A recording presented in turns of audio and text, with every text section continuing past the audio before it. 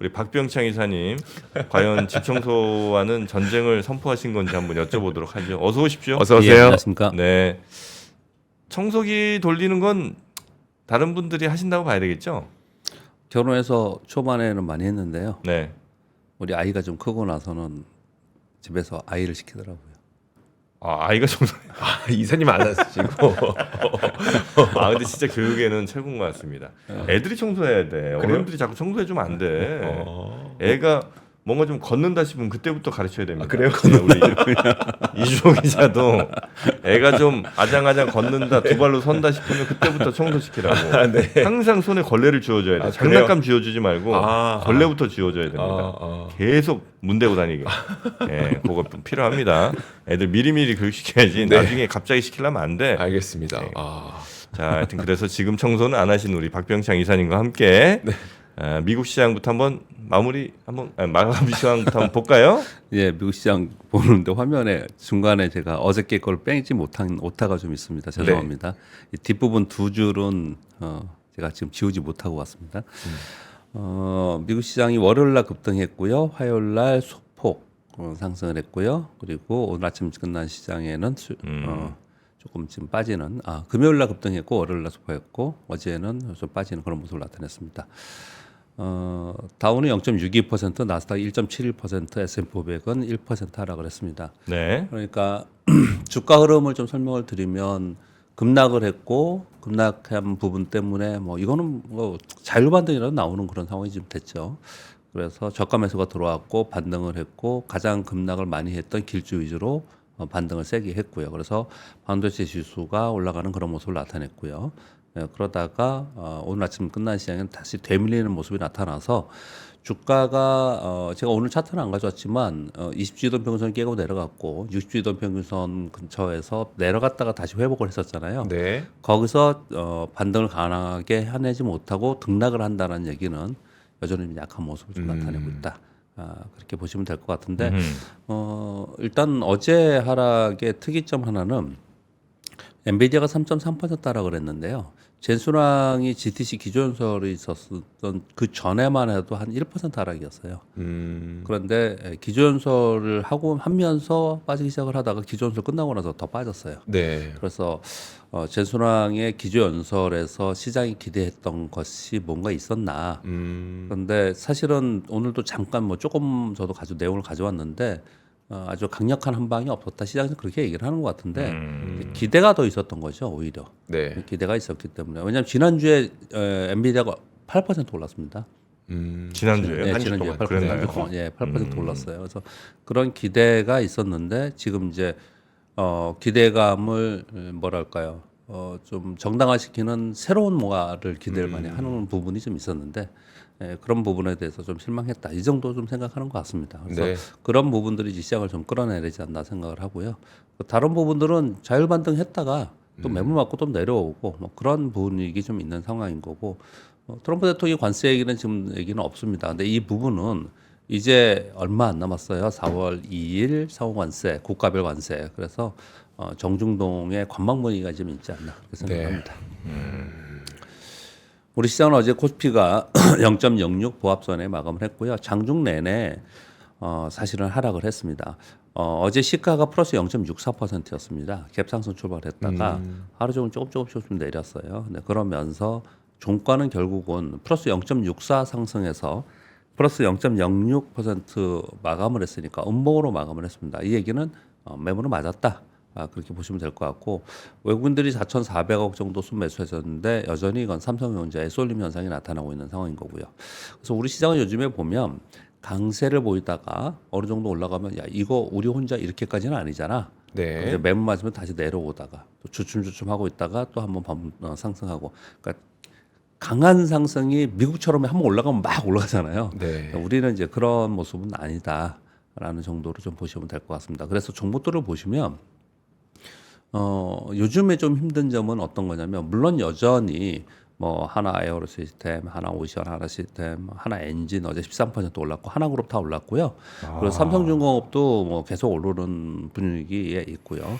이런 부분들이 좀 있어서 일부의 섹터 또는 일부 종목들이 올라가는 부분이 있습니다. 추세적으로 올라가는 부분이. 근데 다른 섹터들이 보시면 반도체, 2차 전지는 뭐 약하고 바이오, 자동차 요즘에 뭐 그렇고 뭐 은행도 좀 그렇고 그렇다는 표현이 그냥 지지부진한 있는 네. 상태이고요. 그리고 그 전에 테마를 가지면서 셌던 종가 전력기기. 전력기기는 한번 크게 좀 내려왔었어요. 내려왔다 좀 반등 줬다 왔다 갔다 좀 하고 있고. 이 보시면은 로봇도 사실 한때 있었는데 로봇도 지금 빠졌다가 네. 별로 그냥 쭉 하루 올랐다 하루 빠졌다 이러고 있거든요. 음. 그러니까 일부 종목 빼놓고는 대부분은 추세적으로 움직이지 않아요. 그냥 뭐 하루 정도 올랐다가 그 다음날 빠졌다, 또 이틀 빠졌다 하루 오르고 막 이러고 있는 상황이라서 네. 아마 고민이 많으실 것 같아요. 지금 4월 초에 사원관세에 들어갈 때 우리나라에 대해서는 어떤 얘기를 할까? 국가별로 따로따로 한다니까. 우린 지금 협상 테이블에 나서지도 못하고 있는 상황인데 이런 상황 속에서 그냥 정말 생뚱맞게 아주 이상한 관세를 때려버리는 네. 이런 상황이 되면은 그거 어떡할까 이런 걱정거리가 있는 상황인 거고 그리고 계속 말씀드리지만 공매도 시행도 있고 여러 가지들이 있는 상황 속에서 주가가 그것 때문에 주가가 이럴 수도 있겠죠. 주가가 추세적으로 움직이지 못하고 올라갔다 내려갔다 올라갔다 내려갔다 그러는데 이거는 팔기도 뭐하고 사기도 뭐하고 네. 그래서 지금 지켜보고 있는 상황일 거예요. 아마 대부분 종목들이 그래요 지금. 네. 근데 그런 상황 속에서 뭐 삼성전자도 그렇고 SK하이닉스도 그렇고 SK하이닉스를 지금 뭐 팔아야 되느냐? 근데 분위기 보니까 좀 좀 좋아지는 것 같으니까 있긴 있어야 될 것. 사야 되느냐? 지금 좀 그렇죠. 지금 사기는 느낌 그렇죠. 사기는 겁나지. 지금 다 그래요. 예. 것들이 우리 시장이 좀 상대적으로 경조하다 뭐 이런 느낌이 있었지만은 전체적으로 좀 시장이 그런 눈치 보기를 좀 하고 있는 시장의 흐름이 좀 되고 있습니다. 일부 네. 종목들이 많이 움직이는 상황이 됐는데 방산과 조선 기자재 이런 종목들이 좀 움직이고 있는 상황인 거고요. 그리고 관광과 가스관 요거는 이제 우리 산업부 장관이 알래스카 주지사와 면담한다 요 얘기들을 네. 있으면서 어제도 같이 올랐는데요. 어제 동양철관이 이제 시장의 이것으로 인해서 시장 심리에도 좀 안 좋게 작용을 했어요. 장중에 거래소가 7분 동안에 전산장애로 정지가 됐습니다. 호가가. 어제 이런 사건이 네. 있었잖아요. 네. 이거 무슨 왜 그런 거래 그거? 거래소에서 이런 일이 처음입니다. 처음이에요? 예, 처음이에요. 처음. 아 그래요. 처음이에요. 어. 근데 이럴 수 있을 거란 생각은 들었어요, 좀. 죄송하지만 그분들께. 왜냐면 저 오랫동안 있으면서 네. 제도가 바뀌거나 시스템이 바뀌면서 그냥 스무스하게 잘 안 나와요. 그러면서 바꿔가면서 그런데 이게 새로 그 마켓 네스트레이드 열리면서 대체거래요. 대체거래소. 네. 네, 대체적으로 생기면서 중간가 호가라는 게 생겼죠. 네. 중간가. 네. 그랬었죠. 중간값이라는 게 생겼잖아요. 예전에 예를 들어서 10,000원이다. 그럼 10,010원. 이미 호가를 3번나 시켜놨었어요. 저는 사실은 그건 약간 불만이었거든요. 그때. 호가를 3번 10,000원에서 10,050원, 11,000원 이게 아니고 10,010원, 12,010원 막 이렇게 거래가 네. 돼서 그래서 훨씬 전체 시장에서 볼 때는 장기적으로 볼 때는 안정적이고 훨씬 시장의 변동성이 줄어들었다는 거를 매개한 사람들이 있지만 투자자 입장에서 시세 차익을 투자자 입장에서는 네. 어려워요. 올라가기 굉장히 어려워요.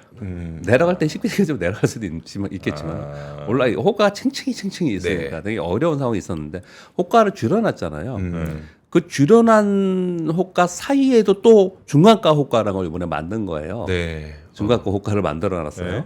그러니까 어느 순간에 네. 지금 어제 얘기로는 그런 거예요. 중간가 호가를 이미 만들어놓은 상태에서 어저께 얘기는 그런 얘기인 것 같더라고요. 뭐 저도 자세히는 안 읽어봤는데 대충 그런 얘기예요. 그 예를 들어서 1원 단위로 가는 게 있어요. 그럼 0.5원이잖아요. 네. 네. 0.5원인데 시스템이 0.5라서 인식이 안 되는 인식이 0으로 한 거라고 지금 되는 것 같아요. 아 그래요. 뭐 그래서 어제 거래 정지된 게 뭐냐면 1,000원짜리 주식들 이런 주식들이 네. 시스템이.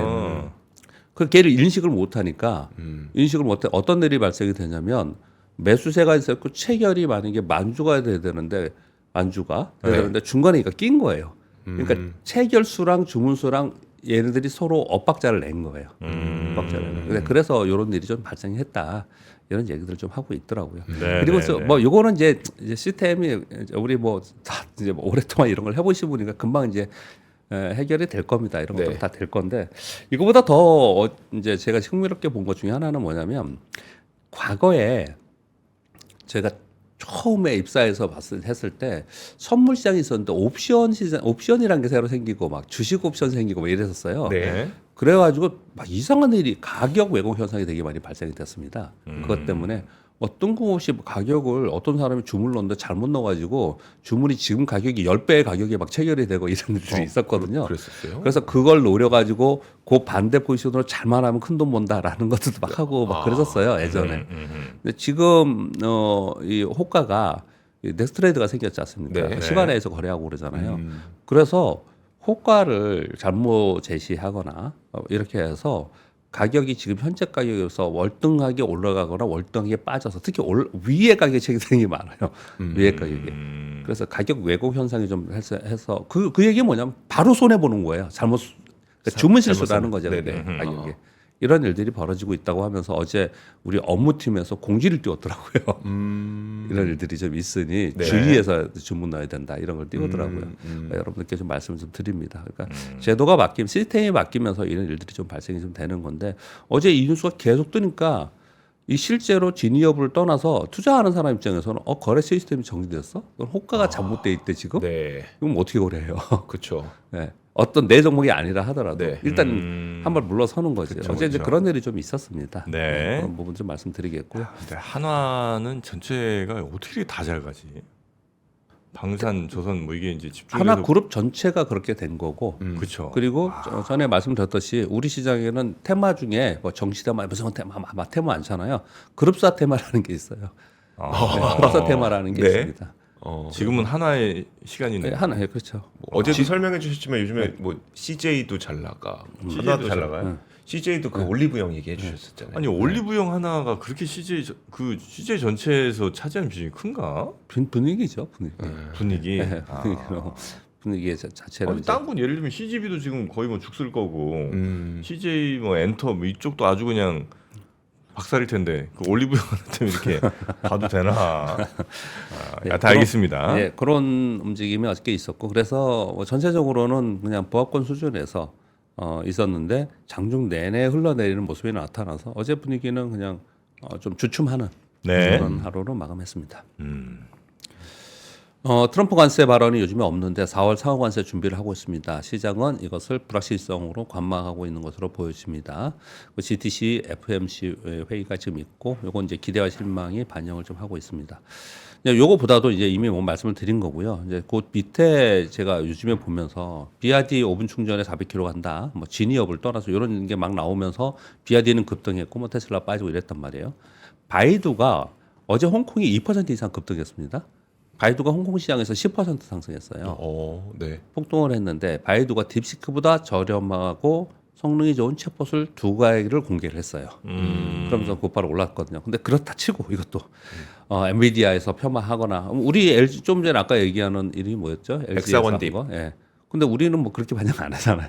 저는 그 약간 궁금한 게 그러면 이게 더 좋은 건 보통 이제 딥시크가 딱 나왔을 때 전 세계가 막 모든 외신들이 그걸 썼잖아요. 예.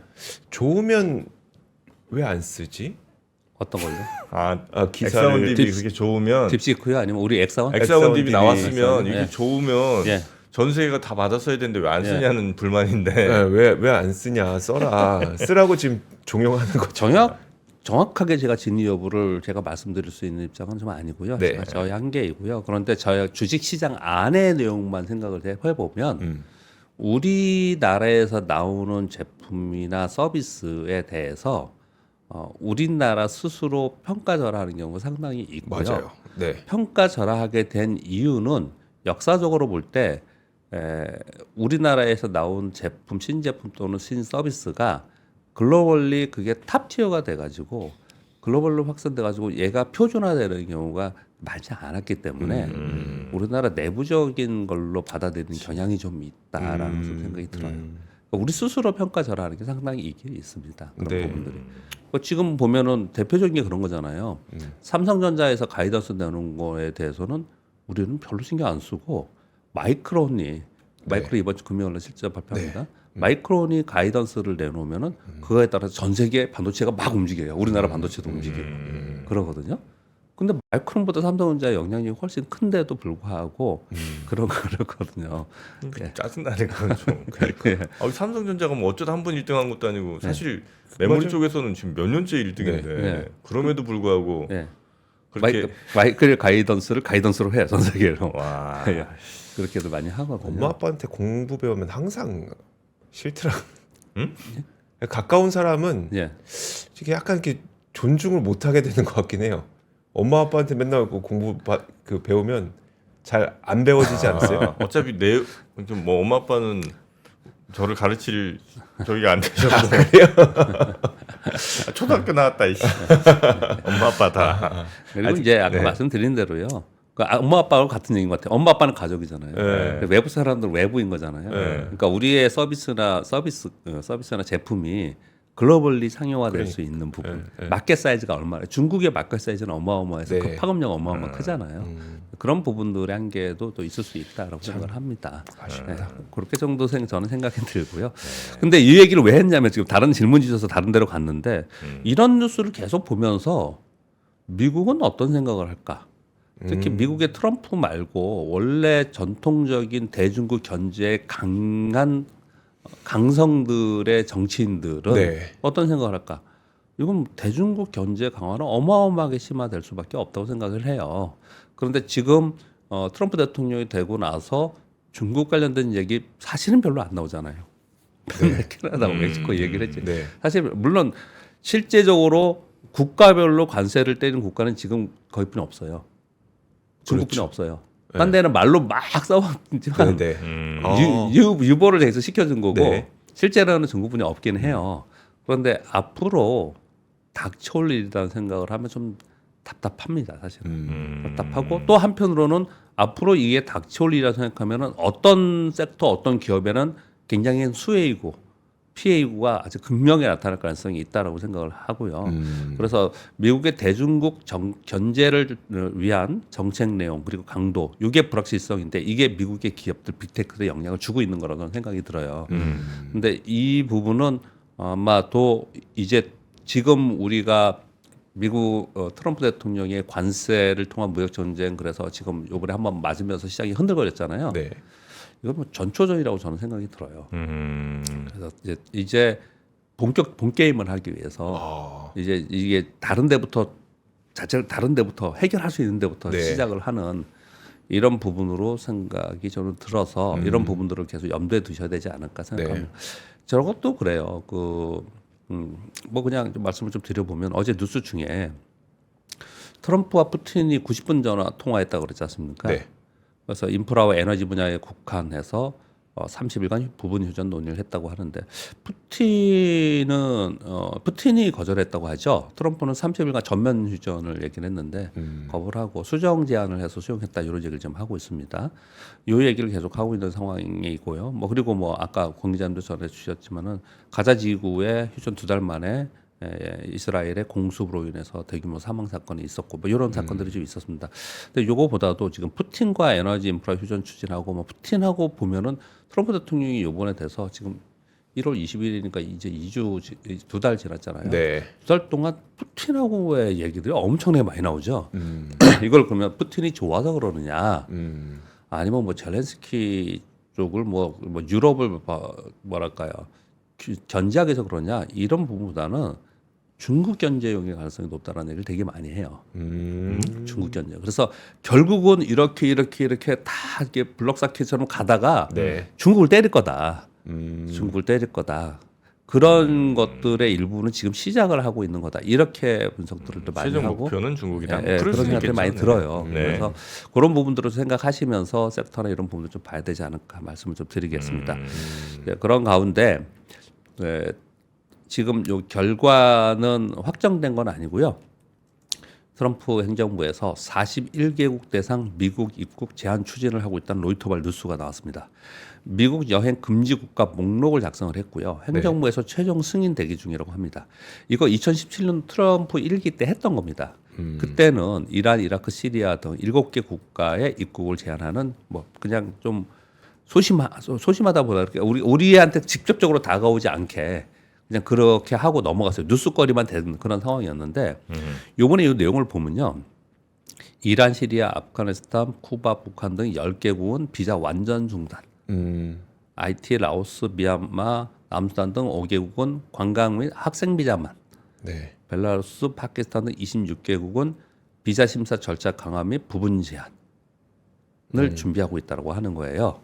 그러면서 관심을 또 갖는 건 뭐냐면 또 중국 얘기를 많이 합니다. 지금 트럼프가 공식적으로 행정부에서 얘기한 건 아닌데 공화당 일부 의원들이 중국인 유학생 입국 금지법을 지금 발의하려고 한다고 합니다. 이거는 진짜 많을 텐데 이거는. 말이 이런 거지 이게 만약에 되면은 예. 되게 어렵겠죠. 어렵다고 생각은 저는 드는데. 방학 때 잠깐 집에 갔다가 돌아가려고 하는데 못 들어가고 막 이런 일도 막 발생할 수 있겠네요. 지금 이런 만약에 중국도 중국이지만 이런 일들이 벌어지면은 네. 미국은 어떻게 하려고 그러는 거죠? 미국의 내부의 경기도 경기지만 네.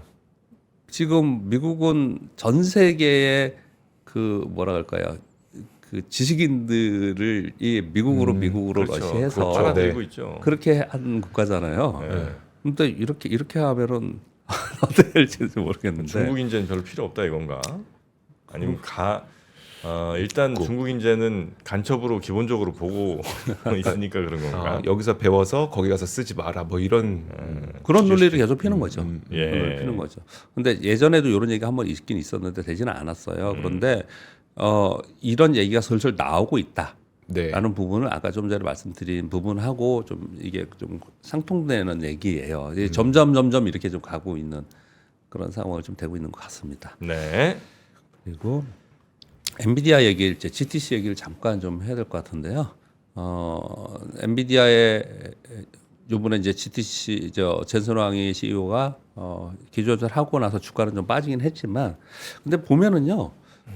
지난번에 그 CES에서 발표한 내용들이 굉장히 임팩트가 있었어요. 거기서 얘기한 게 에이전트 AI로 가고 네, 피지컬 네. AI로 가다 막 이래서 굉장히 저도 많이 강연에서 쓰고 그러거든요. 그걸요. 네. 굉장히 깔끔하게 임팩트가 있었습니다. 근데 요번에 그 내용들을 쭉 봤더니 그때 있었던 에이전트 AI를 하기 위해서 우리는 뭐뭐뭐를 하고 있고요. 피지컬 AI라고 해서 우리는 뭐뭐 이렇게 쫙 나열해놨어요. 이거를 네. 나열해더라고요. 그래서 시장에서는 새로운 게 없네. 뭐 이런 생각을 했다라고 지금 월가에서 얘기를 좀 하고 있는 것 같고요. 근데 그 중에서 제가 생각한 부분에 그냥 키워드 3가지만 딱. 뭐 오늘 또 전문가분 오시니까요. 경년 주기로 새로운 칩과 HBM 고용량을 하겠다.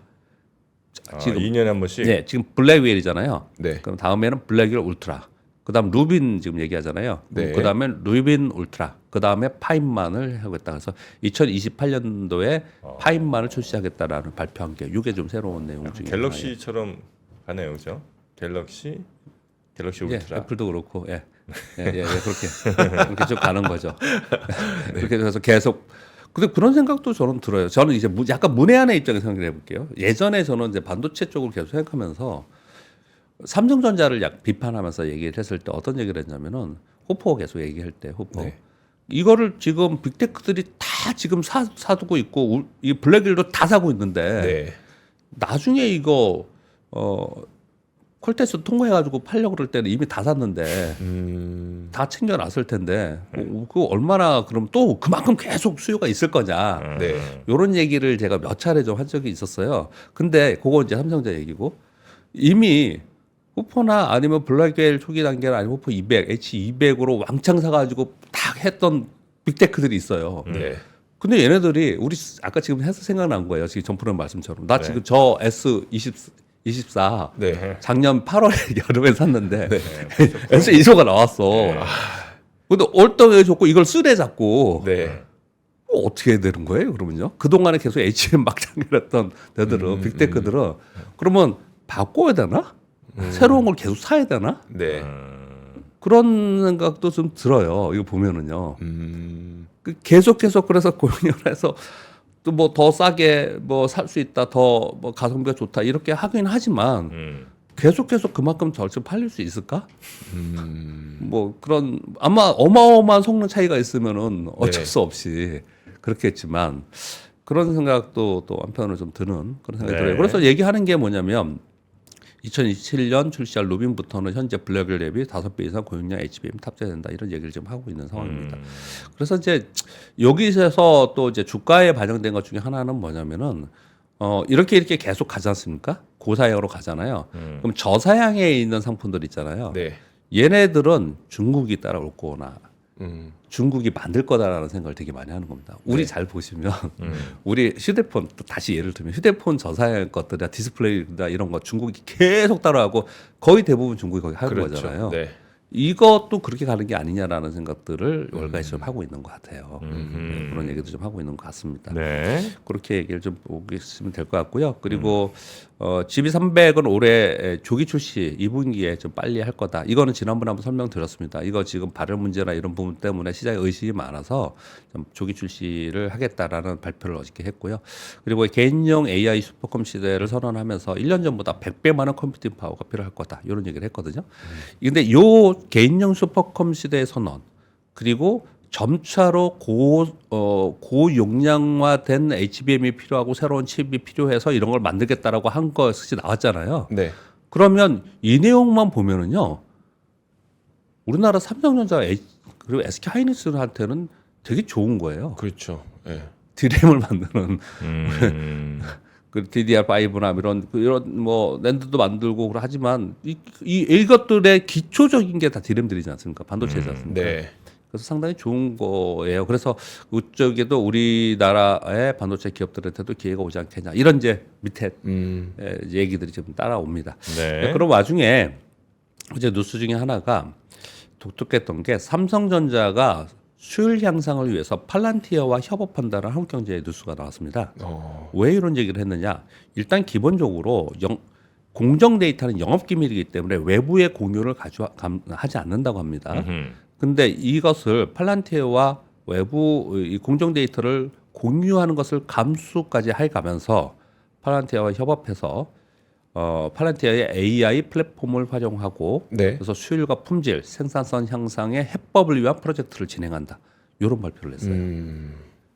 그래서 지금 이게 팔란티어는 이 반도체를 가지고 그 반도체를 활용한 AI 데이터 분석 업체잖아요. 네. 그러니까 이 반도체를 활용해서 얼마나 생산성이 나오는가를 결론적으로 맨 끝단 소비자 단에서 검증을 하려는 테스트하려는 게 아닌가라는 생각도 들죠.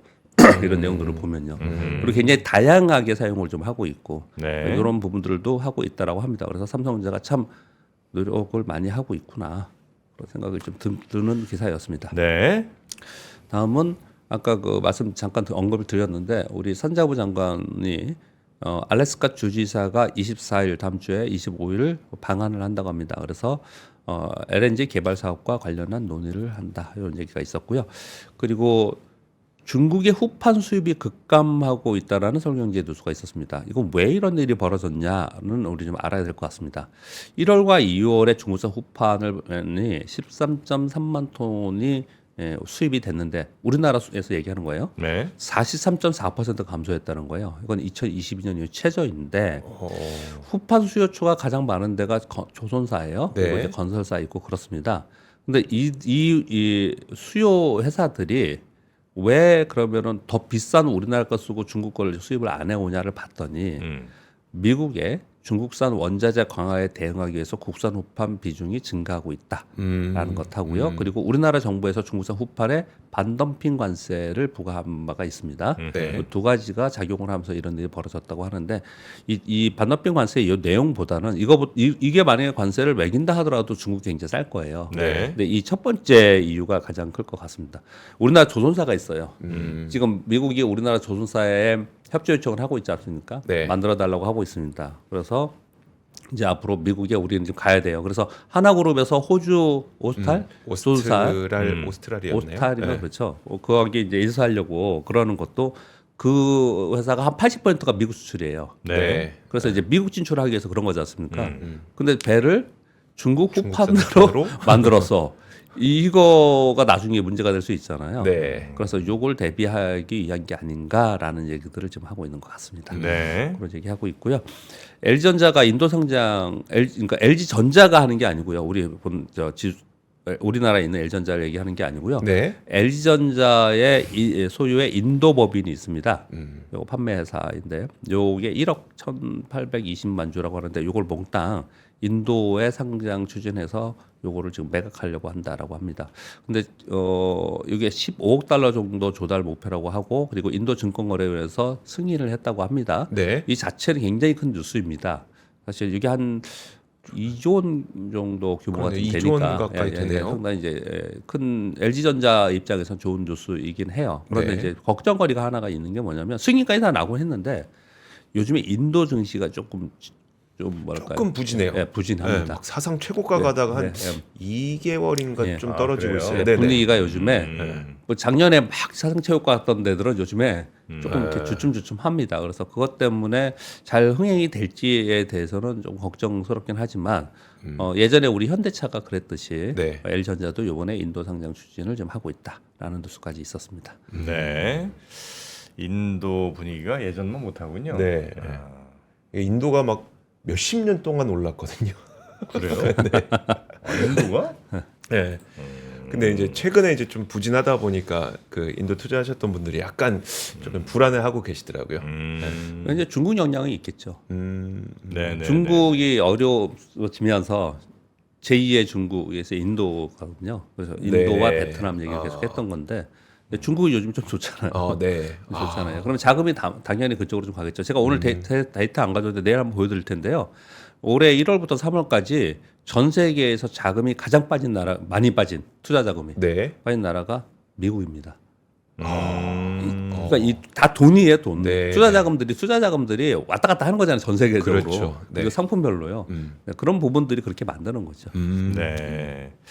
알겠습니다. 자, 오늘 시장에 관한 이야기 우리 교보증권의 박병창 이사님과 함께 했고요. 내일 아침도 잘 부탁드리겠습니다. 고맙습니다, 이사님. 감사합니다. 감사합니다.